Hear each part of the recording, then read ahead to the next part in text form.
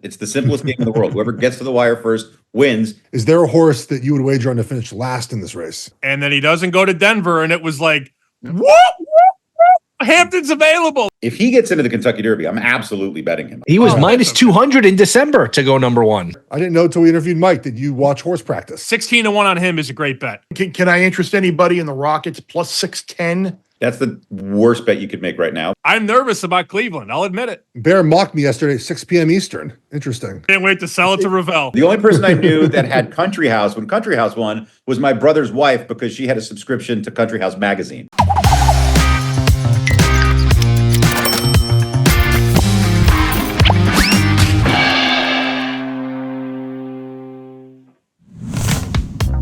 Welcome in, everyone. Bear Bets Podcast is back. I am your host, the Bear, Chris Fallica.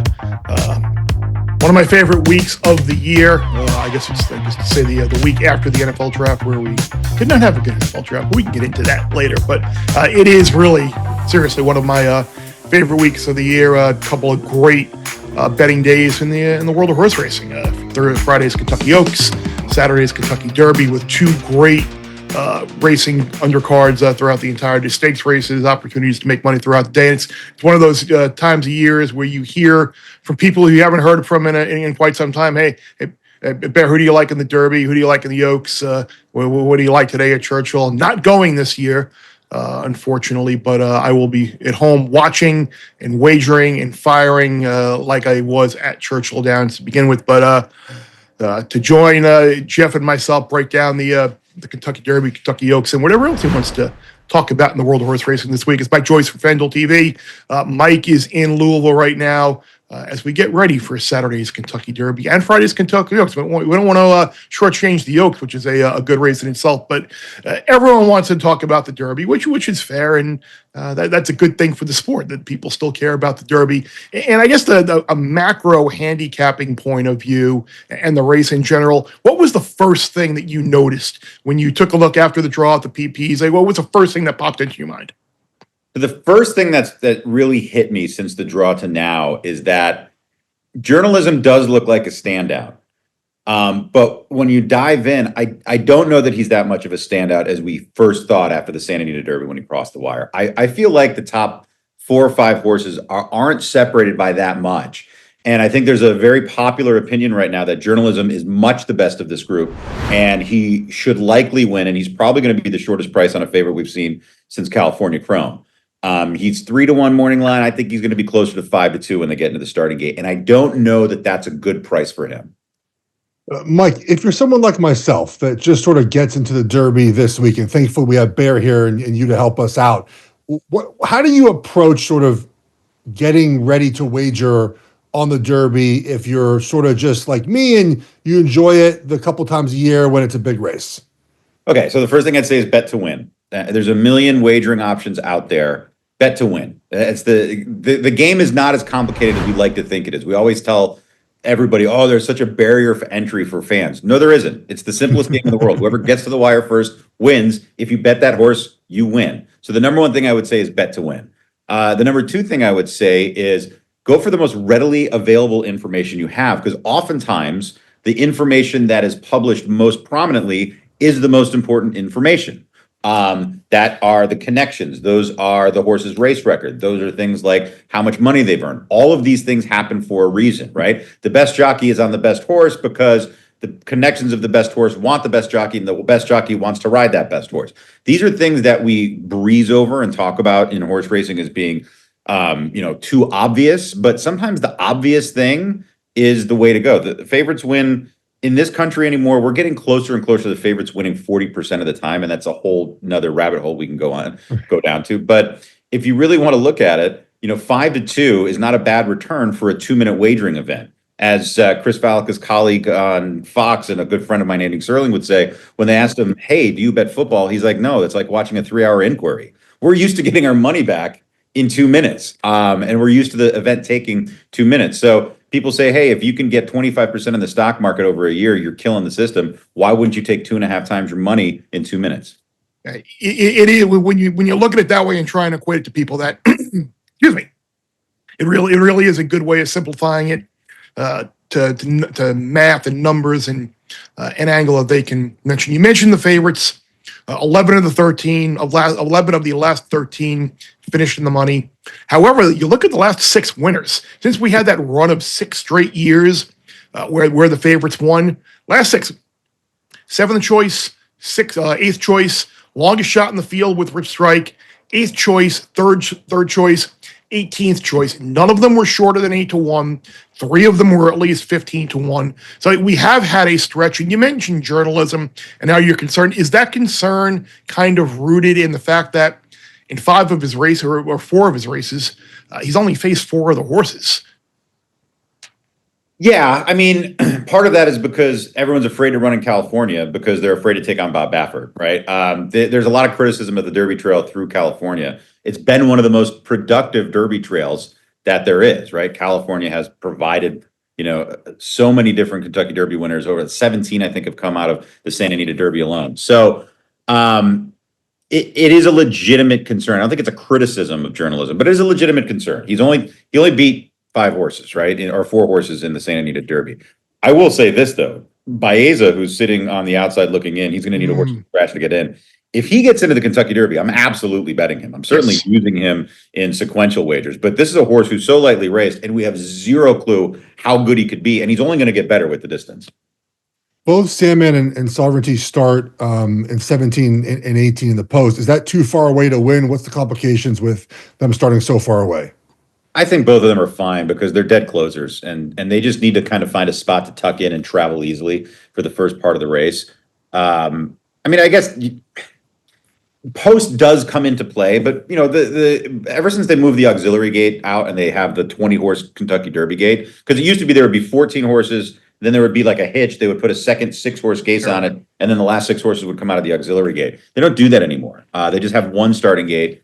The only real problem with the draw that you can really put your finger on is if you have a speed horse on the outside and there's too much speed inside of him, and he's just going to be wide and it's going to have to use too much to get over. Or if you have a speed horse on the inside or a horse on the inside that's not a speed horse, but he wants to be mid-pack or lay closer, and the whole field just collapses on him and shuffles him out the back, that's when post position really comes into play. But I don't think the post position draw this year compromised anyone's chances. I think everybody is got a clean trip. The horse who drew the rail, Citizen Bull, he's a speedball anyway. He had no chance of winning from off the pace. So him drawing post 1 doesn't really make a difference. He's just going to go. But being out in 17, 18, I don't think it's going to be a problem. I asked you about the first impression that you saw post draw, about what you noticed. My first impression was, oh my God, most of the speed horses are lined up inside.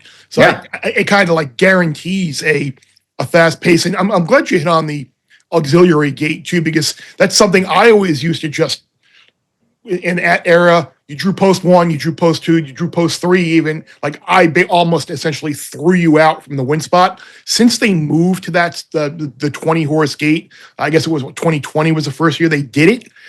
It's been a much fairer ride, or run, I should say, for those inside horses. So that move has been good. Workout, we're recording this on Tuesday afternoon. Saw some workout video this morning of Luxor Cafe. People are going to interpret that however they want. Did he too choppy, too slow?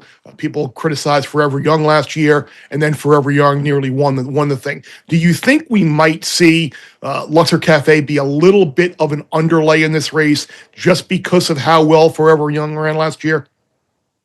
I don't know where to go with him because about a week and a half ago, before I came to Louisville, I heard Luxor Cafe come out of the mouths of 4 or 5 very respected handicappers.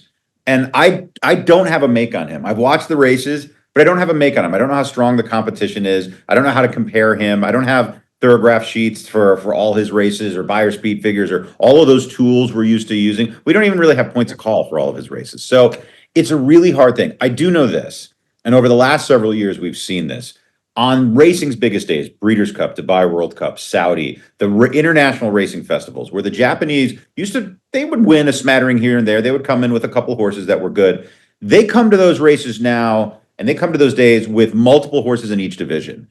There's a very good argument to be made that the best horses in the world are being bred and raced in Japan because they have a program that is built, it's breed to race. In this country, we race to breed. And that's just a fact. We lose our best horses before they hit their physical prime because they're worth too much in the breeding shed. It's the opposite over there. They breed to race.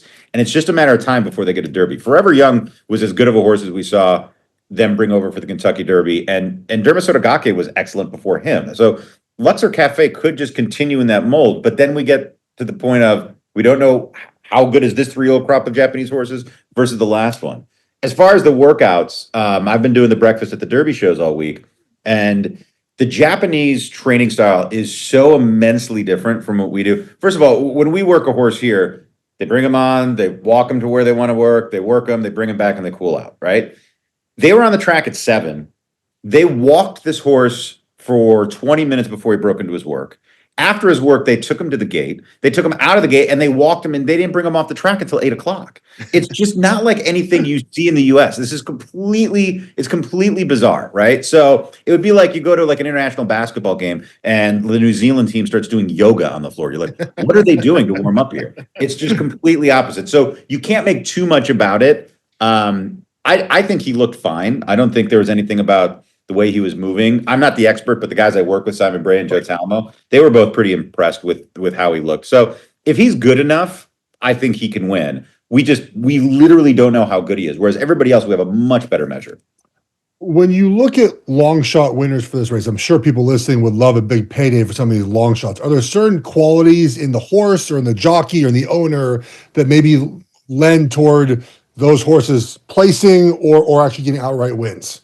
So now that's when you get deep in the weeds in handicapping, and Chris knows this well, is that when you're finding horses at prices. Now, Rich Strike, good on you if you had it. I think you were exactly. The only person I knew, yeah, that was a dart throw. The only person I knew that had Country House when Country House won was my brother's wife because she had a subscription to Country House magazine, and that's it. Like those are the angles, right? Like that's it. But when you're talking about a horse like Mage, right? Mage had that ability. He had that. He was on the ascent. He was getting better. When you talk about last year's winner, Mystic Dan, the reason he was a price was because on Thorograph and Bayer speed figures, he ran a race that was good enough to be competitive in the Derby and even win the Derby, but he ran it in the slop in the Southwest. And because it was on a muddy racetrack, people didn't know whether or not he had that ability or it's because of the track. What happens in the Derby is there's 20 horses. You can't bet them all. The wagering public can't bet them all. They can't get, it's pari-mutuel. Money offsets each other and the odds offset. So you can't get to them. The horses that win at prices, oftentimes there's a logical reason that you can go back to. There's a handicapping angle that you can find. That's the beauty of the Derby. That's the beauty of big days like the Belmont or the Breeders' Cup, is that you can't cover all these horses. They're all very, very good.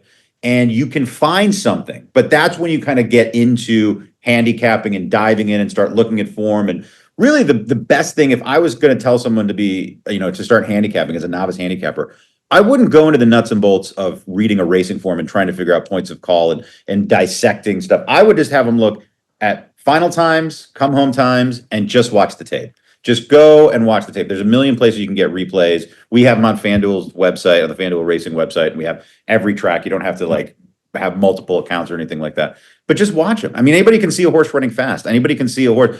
If you're watching a race, it doesn't matter if it's a car race or a foot race. We all watch the Olympics once every 4 years. We know in the 400 when someone makes a dramatic move. It's the same thing with horse racing. You just have to trust what you see. So I would say, hey, if you just want to if you want to feel like you are informing your own opinion and handicapping, I wouldn't mess around with paper so much as just watch it. And all the major prep races were all covered by multiple networks, be it Fox or FanDuel or NBC or you name it. So if you watch all those Derby preps, the Arkansas Derby, the Bluegrass, you'll have a great base by which to have an opinion. And just look at who do you like. And you're going to find when you have the Santa Anita Derby, the Wood Memorial, the Arkansas Derby, the Louisiana Derby, the Jeff Ruby Stakes, all within 5 weeks of each other, you're going to have the winner of one of those races at a huge price, the runner-up at one of those races at a decent price, and you're going to get a pool of 10 horses that are all coming into the Kentucky Derby with legitimate form lines to win.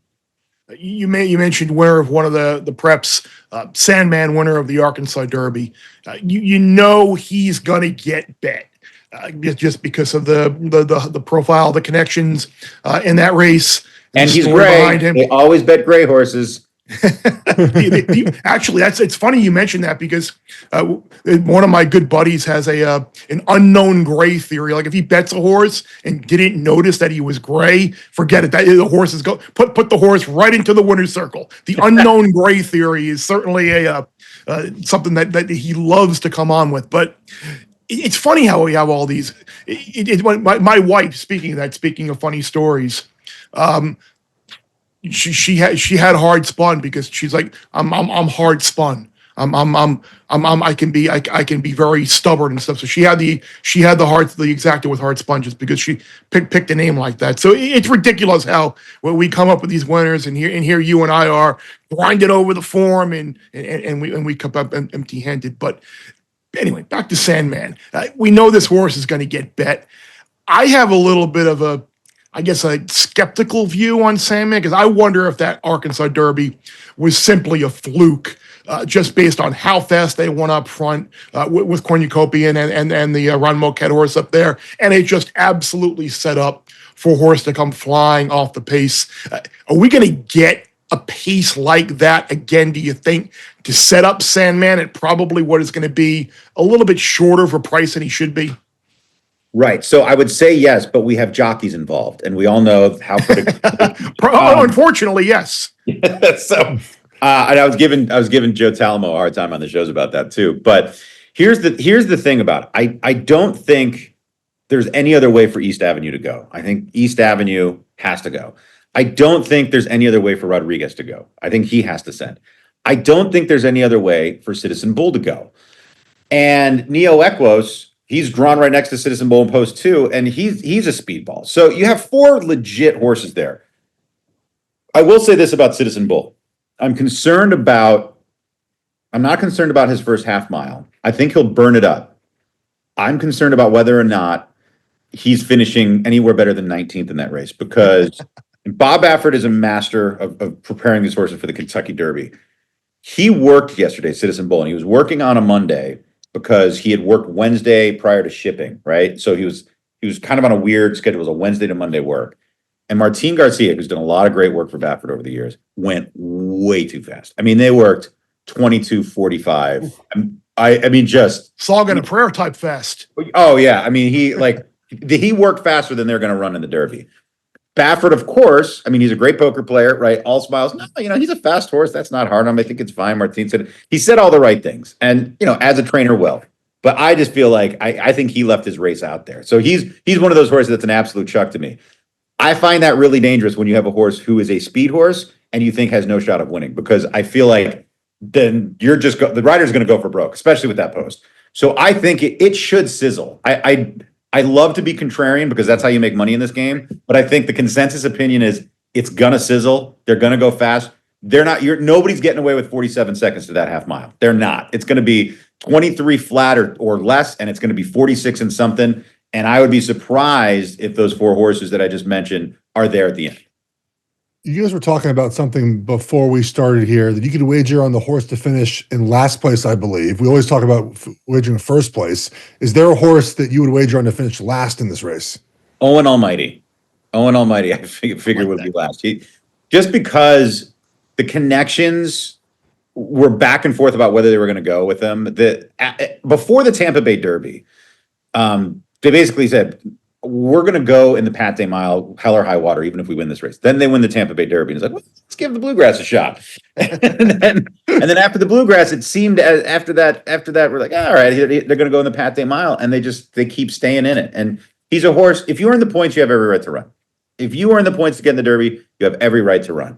But I just think he's so overmatched, and I don't think he wants anything to do with a 1.25 miles. And I think he's going to hit a brick wall at the 3/16 and just slow to a walk.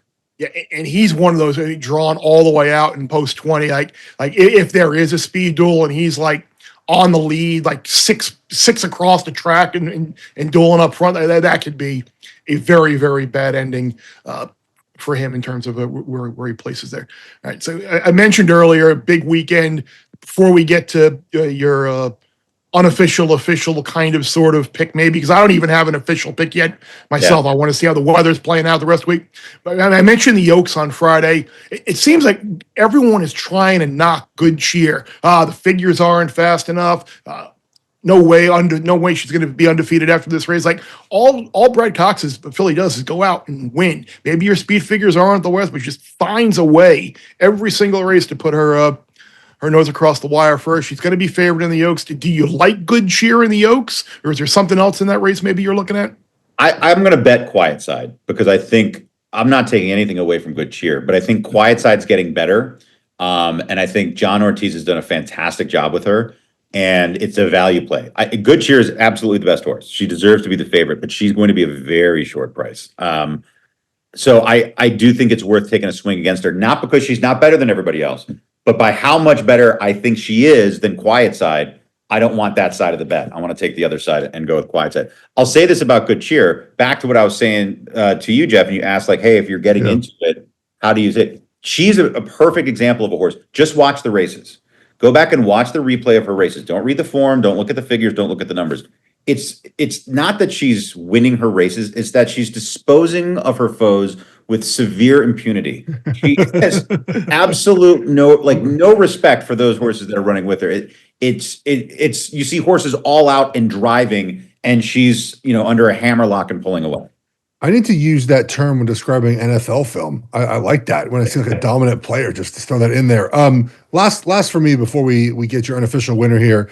I see a prop for winning time, 122 seconds and a half, so 202 and a half. 202 and a half. That's been over last year, over, then under. What would you think this race goes? Faster or slower than that?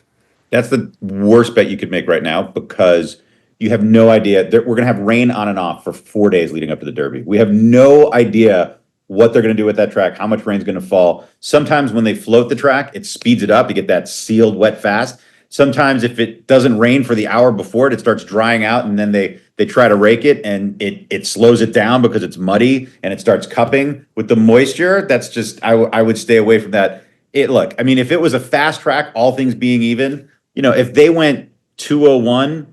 If they went under 201, I don't know if that would shock me, but that would be wow. That's really fast. We've only seen 2 derbies go less than 2 minutes. It was Monarchos and then a horse named Secretariat back in 1973. It was before I was born, but everybody tells me he was good. Yeah, I've heard that he was okay. It was funny. As soon as you said under 2 minutes, and I mentioned Song and a Prayer, or cut out those fractions in 2001 with Monarchos. Yeah, that was like the first thing that came into me. How that track just was like a parking lot concrete conveyor belt that day, and they just absolutely flew home. All right, I'm still up in the air. I'm having a hard time getting away from thinking either like journalism, sovereignty, or Luxor Cafe. The winner won't come from one of those three. It almost feels like if you're not going to get one of those top 2 choices, this is going to set up for an absolute bomb. So the absolute bomb that my colleague Simon Bray loves is Publisher, and he's the horse who's second to Sandman.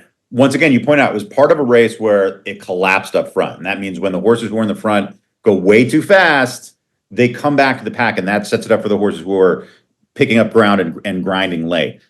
The Derby is a grind, though. And so those grinders at 1 1/8, boy, they look very fleet of foot at 1 1/4 when they get that extra ground, because they run the race upside down on the dirt, right? They go the fastest quarter mile is the first quarter mile, and the slowest quarter mile is the last quarter mile. So they're actually slowing down. So the horse who wins and pulls away late, sometimes they're not accelerating in the lates. They're just slowing down less than everybody else.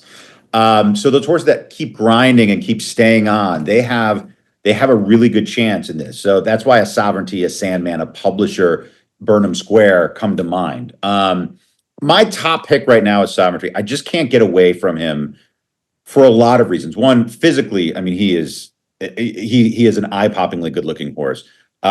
His races clearly have been very good. The way he's training, though, in January, February, March, he was a lazy horse. They matched him up in a work with a maiden 50 claimer. So they matched him up in a work with a non-winner who is for sale for $50,000, and he got beat by the maiden 50 claimer. That's how he was working early on.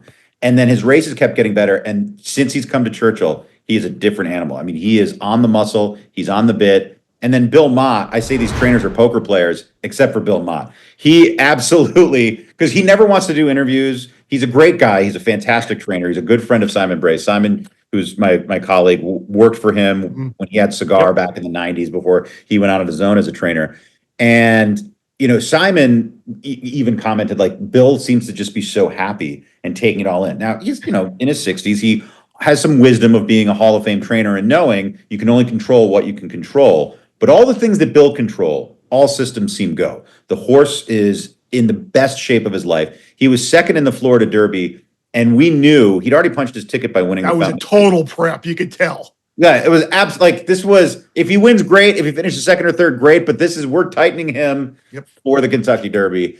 And I'm just putting my faith in Bill Mott at this point. Not that I don't have faith in all these other trainers, but that's where I'm really leaning. But I'm telling you, it's there's not a lot separating the top 4 or 5 horses. I know what you're saying about Sandman. I think the pace did fall apart, but I also think Sandman is a horse who gets better with distance.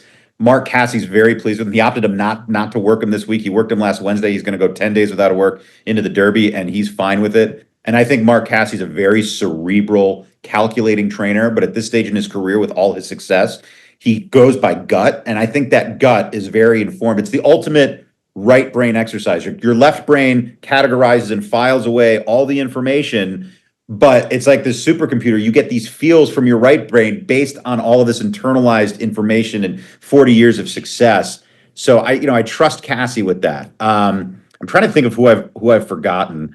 We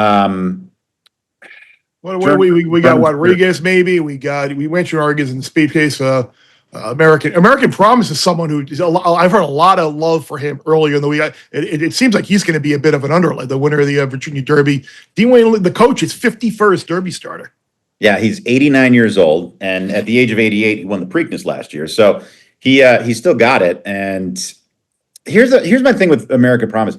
That Virginia Derby was so good compared to his other races. And I know I have to keep, like, with Dallas Stewart, Wayne Lucas, these are guys that they don't care. They don't care how your horses are doing. My horse is good, I'm going. Like, they don't care. And they're going to send him. So they're going to have races where there are big prices and they get well beat. His Virginia Derby was brilliant. I mean, it was so good and so fast. I don't know how good it was as far as the field. I'm staying away from him. I've stayed away from the coach like many people. He's my favorite trainer of all time. He's my idol. I still get nervous when I have to interview him because he's not only the biggest personality that's ever been in horse racing, but he's also like the coolest guy in the world. He's got the cowboy hat, the shades, the black trench coat. I mean, even he's the only guy that's made walking with a cane look cool. And he's just he's such an intimidating persona. I'm actually staying away from American Promise. The one horse I do want to talk about that we haven't mentioned, though, one of the feel-good stories of this whole Derby trail has been Coal Battle and Lonnie Briley. Lonnie Briley's, I think, 72 or 74, small-time trainer, Northern Louisiana. His horses run at the B-level tracks at Louisiana Downs and Evangeline and Remington and things like that. He's got a horse that was a $70,000 purchase that just dominated everything over the winter in Oklahoma and then in Arkansas until the Arkansas Derby. So this is the horse that won the Rebel, and then going into the Arkansas Derby, he was the second choice, and he finished third that day. He was beaten 7 lengths. But the thing that stuck with me is right after the race, Scott Hazelton, who's an excellent reporter, excellent on-air guy, he interviewed Lonnie, and he did the losing interview. He asked him about Coal Battle. And Lonnie said, I opted to go 3 works instead of 4 between the Rebel and the Arkansas Derby. And I opted to give him like 8 to 9 days instead of every 7 days. He goes, I think I had a short horse today, and I'm not going to have a short horse come Kentucky Derby.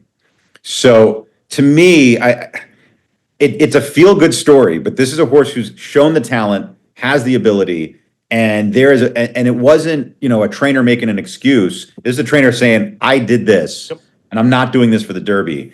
And I think that we all fall in love with the story, but we have to get away from the cutesiness of it and just think, this is a horse who has the talent and the ability. He won the Rebel. He looked like the best horse in Arkansas. And off of one race, they put him at 30-1 on the morning line.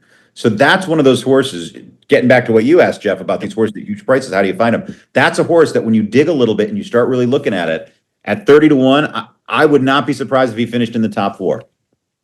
And we've certainly seen our share of, look, all because the horse is a feel-good story doesn't mean the horse doesn't know he's a feel-good story. You've had Street Sense, you've had Little ET, you've had a bunch of feel-good stories in the past. Some wind up getting to the winner's circle at a nice number. Mike, can't thank you enough for taking so much to join us, and maybe we'll circle back pre Belmont or pre Preakness. Absolutely. Only 2 more days of the Breakfast at the Derby show that you can catch at 7 a.m. Eastern, but they're all on YouTube. And the other thing is, you guys, I did a series called Blowing Smoke. I did 3 interviews of 3 Kentucky Derby owners, and those are dropping on YouTube on the FanDuel Racing YouTube channel. But today at 7 Eastern, 4 Pacific, it's going to be Jason Worth, who owns a piece of Flying Mohawk. He owned a piece of Dornoch last year. Dornoch. Yeah, he won the Belmont last year. So he's back. We sit in a cigar lounge. It's like a half-hour interview. We talk baseball stories, racing stories. It's a good time.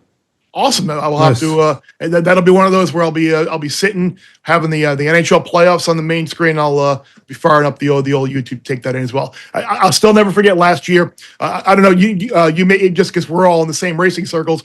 Brett Weiner, who NHC champion, before the Belmont last year, on Wednesday he texted me. Just so you know, I like Dornoch. I want you to go on the air and I want you to look good.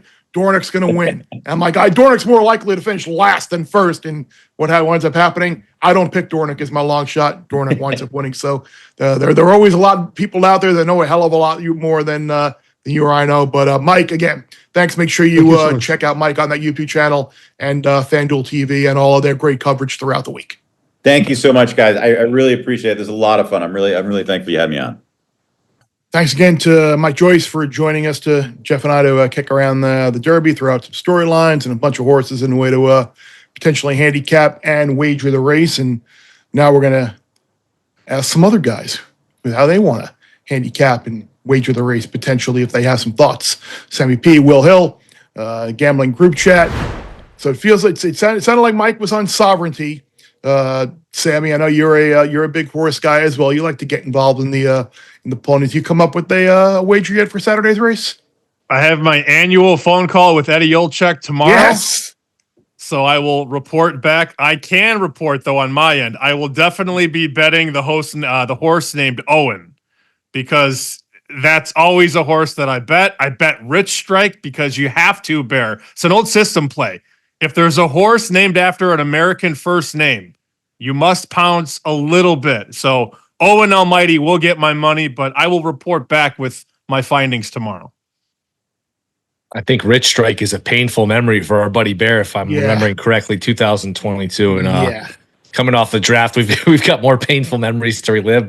The draft, I mean, I finished down 1.5 units. I was so pleased after going through my wagers and seeing how many I actually made to only be down and I really, that trade at the beginning, I think screwed a lot of us, right? Because I had Raiders. It absolutely killed me. I had Raiders to draft an offensive lineman. I will be hating the Jaguars for that GM forever.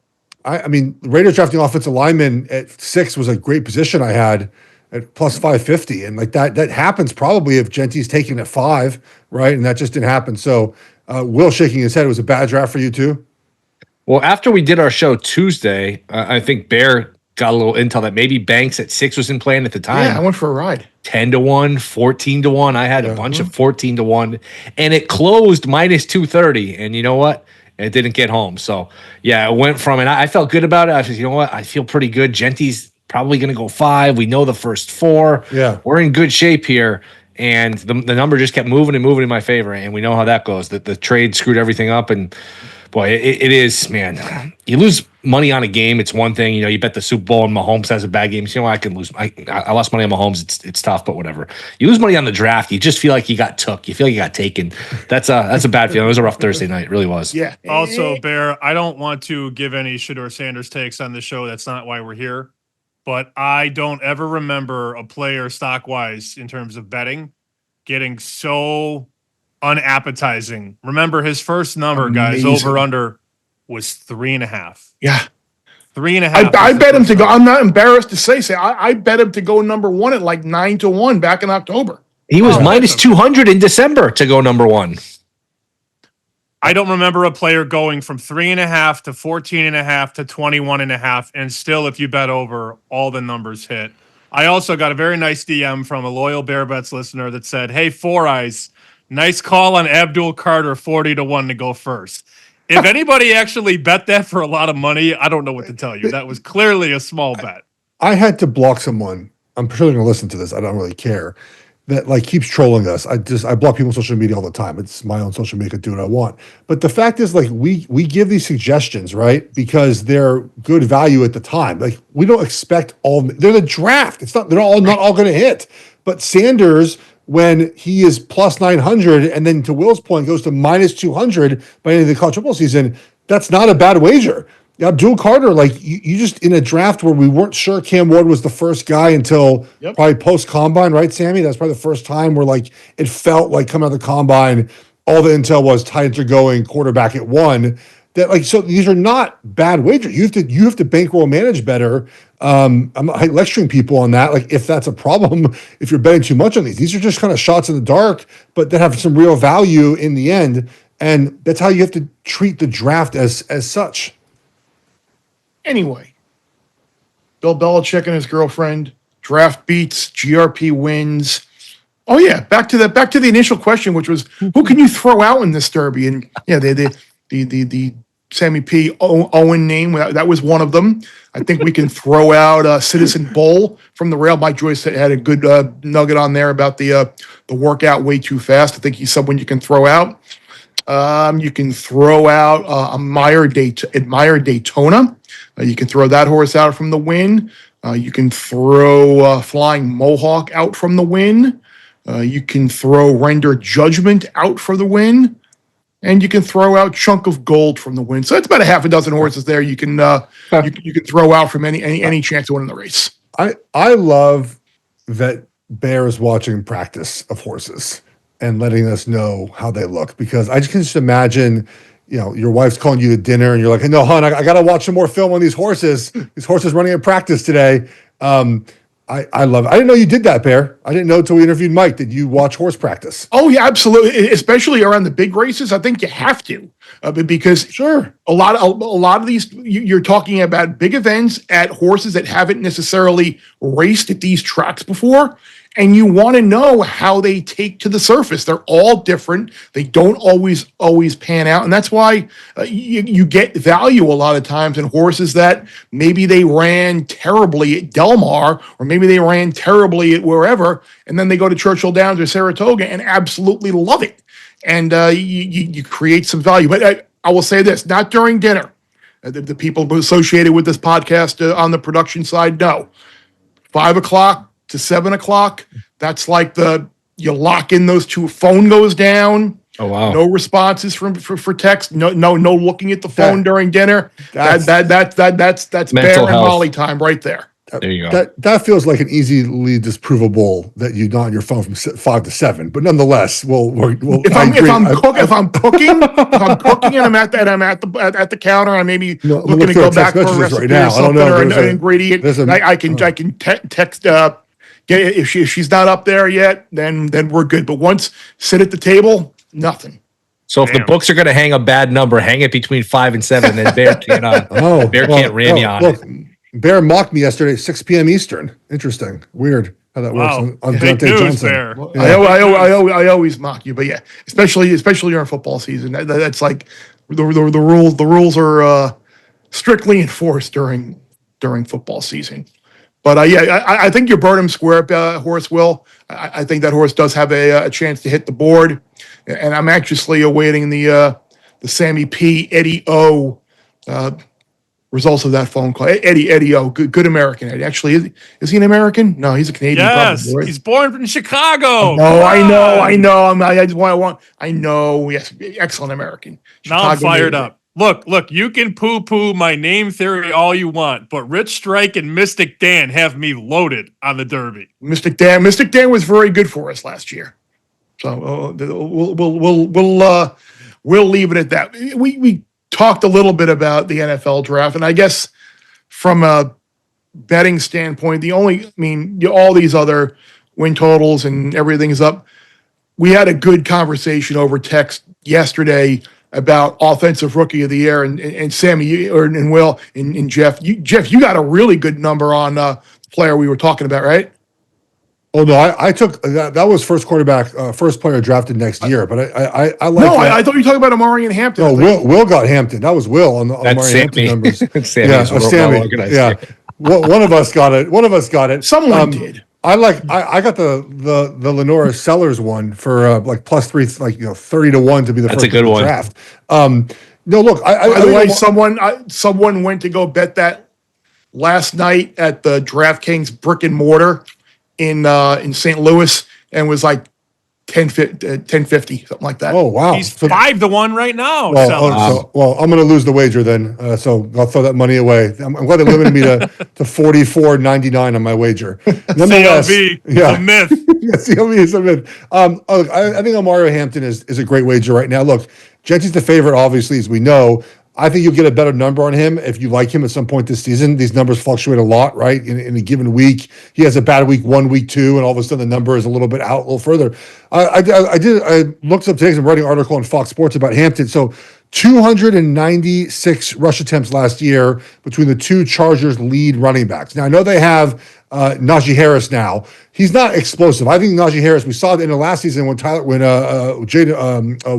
Warren getting some more carries, like the explosiveness of his game versus Najee Harris. Like, I just think that as the season goes on, Hampton will get more rushes. We know they want to run the football in Los Angeles. They're going to be ahead in a lot of games and running the football in these games. So I think Hampton, Sammy, is the way to go early for Rookie of the Year. Did you see what Harbaugh and the GM said when they found him available at the spot they picked at? Because everybody said, "Oh, he's going to Denver. He's going to Denver." Yeah. And then he doesn't go to Denver, and it was like, what? Hampton's available. Like, they were ecstatic. And this is the piece you wait for when you go Rashawn Slater, first round in 21. When you go Zion Johnson, first round in 22. When you go Joe Alt, first round in 24. You bring in Becton from Philly. Now you need a back. And this kid Hampton just fell right into their laps. And he's not just a 3-down back that can run. He can catch passes out of the backfield too. So he is your ultimate joystick out of the backfield. And Harbaugh has always been run first. Even though he played quarterback, go back to San Francisco, go back to Michigan, hell, go back to University of San Diego. They mostly ran the ball first to set up the pass. So there is not a rookie with a better scheme and a better system and more protection in front of him. Look, Cam Ward might have a better career. Same with some of these other quarterbacks. But in terms of coming in as a rookie on a team that's built to make the playoffs with a top 5 offensive line and a coach that's going to run the ball and a coordinator that is going to scheme to run the ball, 16-1 on him is a great bet. Win or lose, it's a good bet. By the end of the offseason, Bear, I think you're talking about a number that's 10-1 or lower. There's already a Jazz account that I can bet 10-1 at. Now, BetMGM, FanDuel, DraftKings have like 14, 15, 16. I would bet that yesterday, if you can. It's interesting. You mean drafting the offensive lineman first and building up the offensive line, and then getting the running back as the last piece? That's the way it should be done, and not drafting the running back and having an offensive line that Geoff Schwartz, 10 years out of retirement, probably could still play on. Like the Raiders. Raiders, Raiders, that's not the way to do it. Good job, Raiders.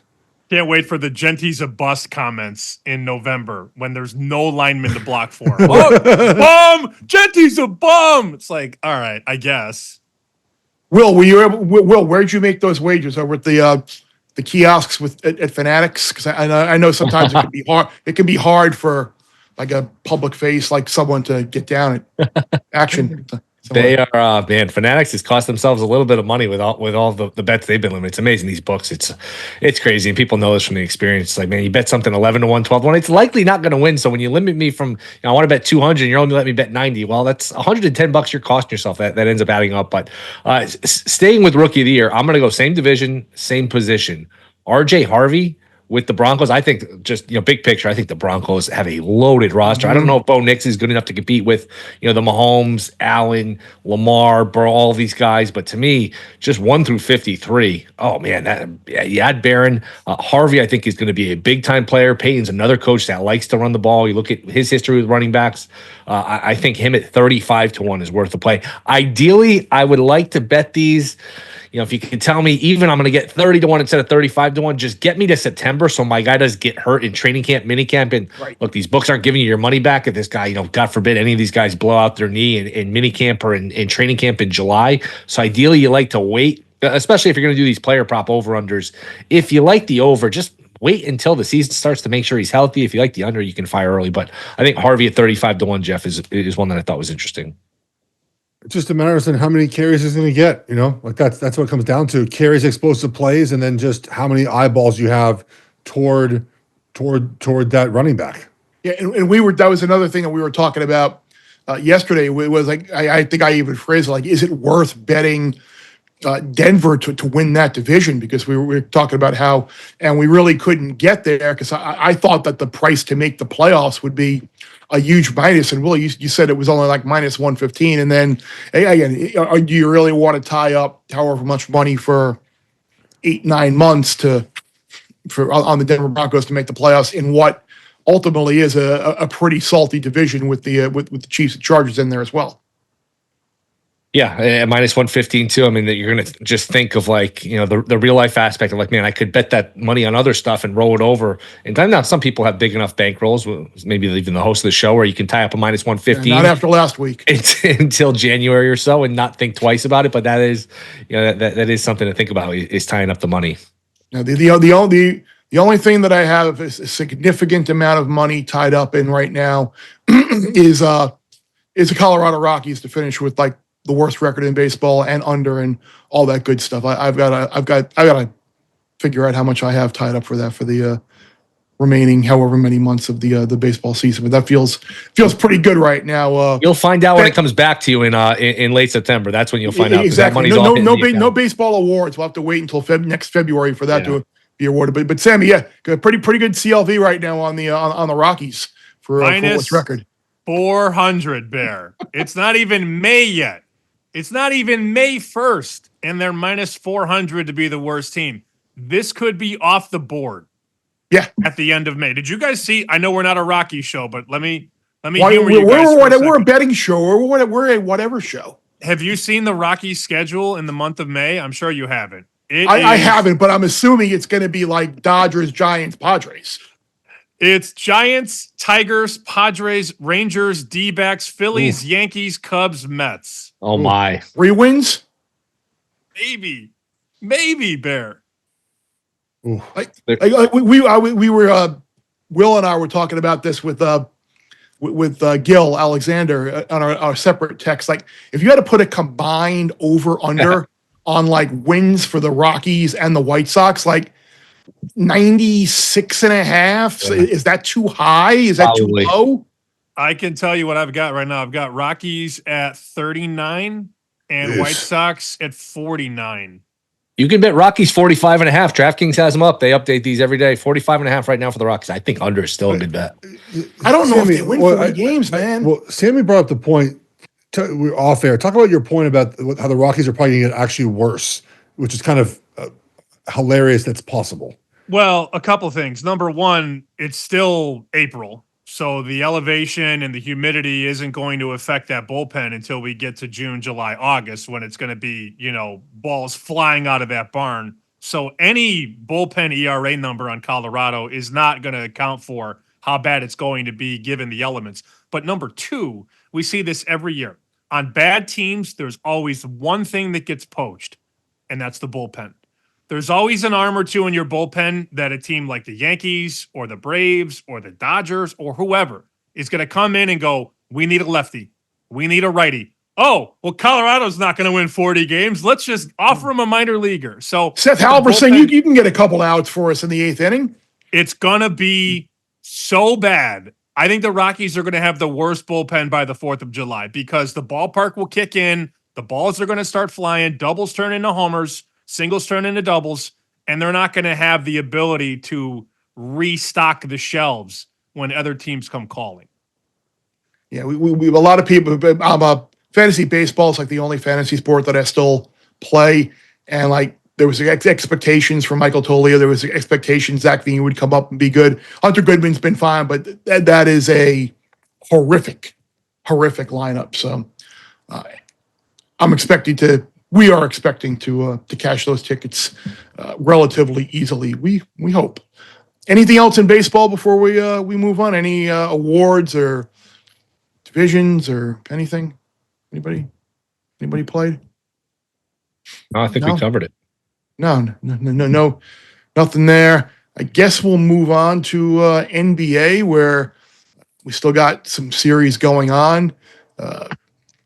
Everybody loved the Clippers against the Nuggets. Sammy, you getting worried there yet? No, my biggest position is Minnesota in the first round. I'm not. Okay.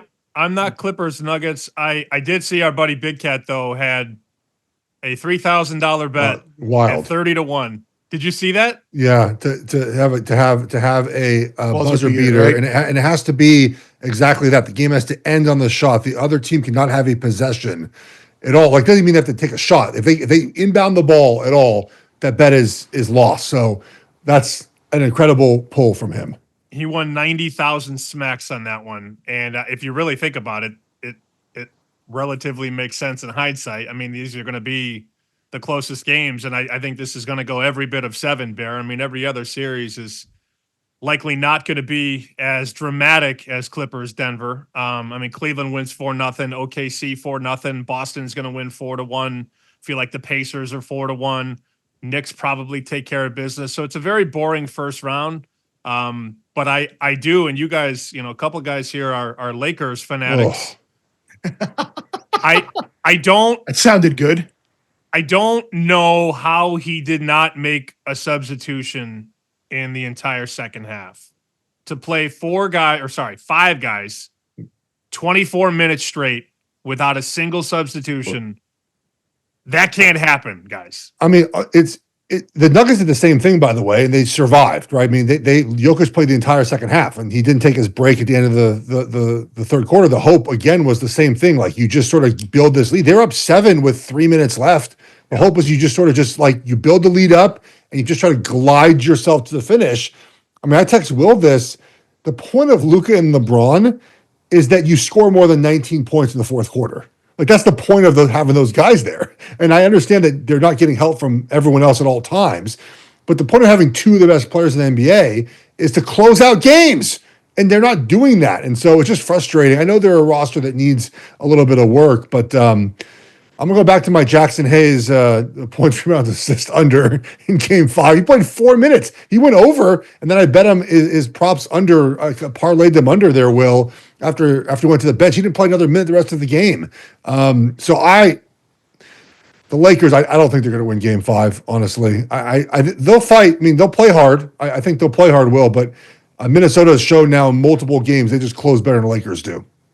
Yeah, I mean, the fourth quarter scoring, I think, is 120-69, which makes sense. Lakers are not a deep team. Minnesota's got more depth. Minnesota's got better defense. And look, the whole thing for the Lakers is you got home court and you got Luka and LeBron. You're supposed to have the 2 stars. If Edwards is at times going to be the best player in the series, which he's been at times, boy, it's grim for the Lakers. But it's a little different when you're down 3-1 and you have 5 and 7 at home potentially, as opposed to like when you're the Pistons, you're these teams that are down 3-1 and you're the road team, the lower seed.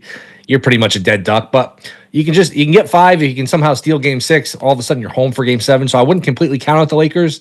I thought about the plus 370, even though my bet coming into the series was Minnesota plus 1.5 games. I completely agreed that LA was overvalued, but I do think we'll get a game 6. I think Minnesota probably wins in 6. It feels like Denver Clippers is headed for 7, although if somebody's going to win in 6, it's probably the Clippers. It does feel like the Clippers have more options, but playoffs have been good. I think at times their regular season is, seems like a lost cause, but this was a good weekend. The Denver LA finish was good. Lakers Minnesota was good. We had some good games this weekend. I enjoyed it. Can I interest anybody in the Rockets plus 610 to come back and win that series? That number should be 15-1. No, that's the only problem. And I was very happy TNT did this last night after the Warriors beat the Rockets. And they showed the lower third that said teams down 3-1 lose 95% of the time. So I went in and I'm like, 5% equals 19-1. And I go, what can I get on the Rockets? And at the time it was 6-1. I'm like, I would like it, Bear. I just don't think the customer is getting a fair price. And we have 2 teams. Minnesota should be minus 900. And Golden State should be minus 1,500, but they're not giving you any value to bet these popular dogs because it's a Lakers team with LeBron and Luka, and it's a Rockets team that was a 2 seed. But if you throw in the parlay calculator, because that's what you need now, you need a 3-team parlay. Lakers are 5.5-point favorites in Game 5. They would probably be 4.5, 5-point favorites in Game 7, and 3-point underdogs in Game 6. So it's not as bad as that 95%, just because you are dealing with a team that's the higher seed in this case. Sure. Like the Rockets are 4-point favorites in Game 5, so it's a little different. But I agree, you would need probably a little bit more for me to pull the trigger on that. Another thing I posed the question again. I openly admit that I am not the NBA guy.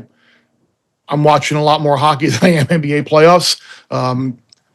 But just from following along our group text and some other chats I'm involved in, and looking along social media and looking at the box scores and stuff, are we, the royal we, meaning the betting public, whatever, we kind of overlooking the Cavs maybe a little bit. I said this before, the 60-point win last night. Like, it's not a given the Celtics are coming out of the East, is it?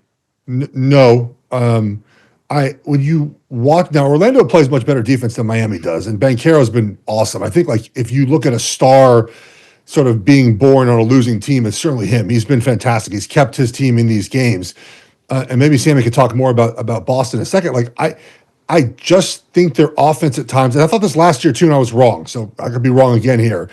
Their offense at times, for as many good players as they have, it looks so disjointed, man. It's so much ISO, it's so much one-on-one, and then they just have moments where they just don't play as well on defense. And could they just be saying Orlando's not good, we don't really care as much?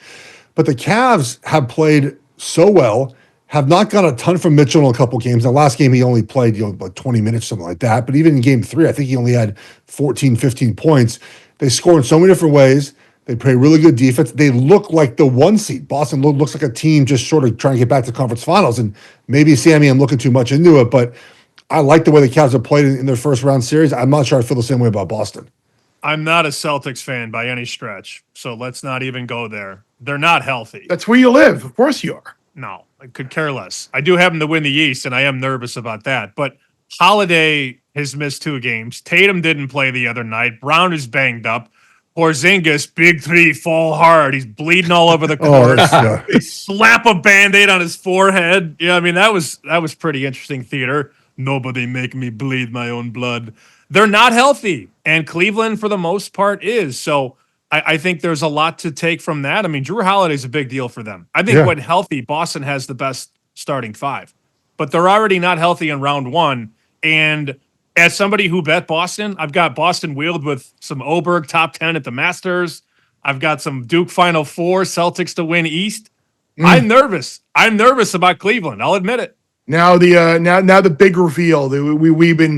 We've been teased all week and by our producers, and this little creative little element that they've come up with to get us through the dog days of summer. A little bit of a championship type tournament here. It's time for the Other Sports Cup, your new favorite sports betting show. We're going to pick a category, kind of Jeopardy style. Producers are going to have 2 categories with similar odds, and it's going to be our job to pick the winner of the wager. So, and I welcome you to the Other Sports Cup, an all-season challenge of luck and skill. And because my name is on the podcast, I am going to go first. Go a little Jeopardy style here with the big board, the Other Sports Cup. It is baseball season, and I'm gonna go fishing for the daily double here. I'm sure there's got to be a daily double here, right? But I'm gonna go MLB for 600 here. All right. So we got Mets Diamondbacks series winner. Diamondbacks minus 140 to win the series against the Mets. Interesting. Mets, after managing a split there in DC, could be the April winner for most wins in April, or Freddie Freeman over 1.5 hits, homers, and runs batted in. So, and they got the Marlins, right? Ooh. They do. Is it Sandy tonight or no? Yes, it is Sandy. He's been hit kind of hard. I'm gonna go Freddie Freeman. I'm gonna go Freddie Freeman over 1.5 hits, runs, and ribbies. Go the favorite side there. I got Alcantara on my fantasy. His stuff's been good, but he's been getting hits. So give me Freddie Freeman minus 140 there for on the over. All right, I think I'm up next, right, Bear? I'm next up on our little game. Okay. Jeff, you are up next. Please make I your will, choice. You got a baseball, NBA. What do you got here? We'll save a wild card for another day. You just did baseball. One of the guys maybe hit NHL. I'll do. How about NBA for 400? How about that, Bear? NBA for 400. Your choices are. Okay. Oh, we got to go Lakers. Oh boy. Oh no, Will. Corey, you planned this. I did plan this. Lakers -2.5 for the first quarter. I like making these first quarter wagers. Teams that have to win games. I think they play well early, especially at home. Or LeBron James over points. LeBron's going to be gassed, man. I can't take us over points. That feels like I agree. Not the best wager. I'll go Lakers first quarter. I do think they come out fast. They have 10 to come out fast in the series. It just doesn't matter. They don't finish well. So I don't have to bet them full game here. Lakers first quarter -2.5. I like that. If Up David next. Stern was still in the commissioner's office, that would be a whale play. Oh yeah, Lakers first. absolutely. Lakers to win the game. Yeah. Yeah. Hello. Let's make sure this goes the distance. Okay. All right. I'm not holding the wild card. Give me wild card for 400. Let's rip it. I have no idea where this is going. Wild card 400. None of us do. That's the fun of it. Okay. Either Harold Varner for top 20. We're going live. We're going live golf. Live go. golf. Varner the third. Harold Varner the third. I can't bet on a man named Harold. Give me Hatton -115. Top English finisher. I spent 5 seconds handicapping this bear. Give me Hatton. Let's go. I think Hatton's always the same. Where is the Live Tour this week? Who cares? No, We care. kidding. I mean, in terms of the wager, I don't care where it's at. I'm taking Hatton. I mean, Well, actually, we are in Korea. Of course. Oh, perfect. The Jack Nicklaus Club. I hear Hatton's great in Korea. I hear he plays well in Korea. All right, I am up. I am going to go MLB for 200. A little game theory here. Not much faith in my cohorts. So if I can just win and get some losses, I'll jump out. I wouldn't have any faith in us either. Cubs Pirates series winner -$1.35 or Sandy 5Ks plus against the Dodgers. I don't like the way Sandy's been pitching. I think this Cubs team is legit. Just lost 2 out of 3 from Philly, so they're going to be motivated here. I will go with your Cubbies here, Sammy. I know they're not your Cubbies, but same town. Cubbies is the play here. I like that. So we got to see you and I are kind of thinking the same boat there. Will kind of a little worried about Big Sandy there for coming back from his arm injury. So yeah, this will be fun to. What's the winner? By the way, like what do we get? Like you got to do something different than the bear suit. you get my bear suit. You get the honor to wear it after I've worn it. No. We got to figure out unwashed. something else. Unwashed either. Just unwashed. You get the honor of wearing it. You know what's funny here? What I have in the drawer, I have some old I got some futures from the D that are dead. I got some crossboards from Circa that were dead, and I got some stuff from when I was in Australia from the casino there. Some crossboards. I literally spent like 3 hours one day watching the Hall of Fame game and firing in crossboards parlays. So anyone want a crossboard from 2023 of the Aces to win the WNBA, Carlos Alcaraz to win the U.S. Open, the Astros to win the World Series, Corbin Carroll Rookie of the Year, Shohei AL MVP, Acuna NL MVP, Garrett Cole American League Cy Young, Japan to win the Women's World Cup, and the Jets to win the Super Bowl. Did it win? 10 Australian dollars to return 110,000 Australian dollars. That's Aaron Rodgers hype. He got him. Fair. I'd be happy if you signed one of those losing futures. I will take it and frame it.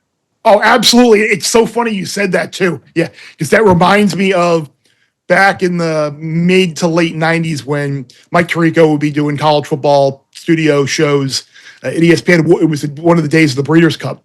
So myself and another buddy of mine, who was another horse bettor, we went over to the Bristol OTB the day before to bet some Breeders' Cup tickets, and we had a bunch of tickets laid out on the desk, and it just says Bristol OTB Breeders' Cup, and Tirico comes walking over and just like laughs and he's like, I gotta have one of those. And so Mike Tirico somewhere has a losing ticket of me from the Breeders' Cup. So yeah, I will absolutely. What do you want? Do you want one of the Australian ones? I'm guessing, right? Yeah, the one with the Aaron Rodgers Jets to win the Super Bowl.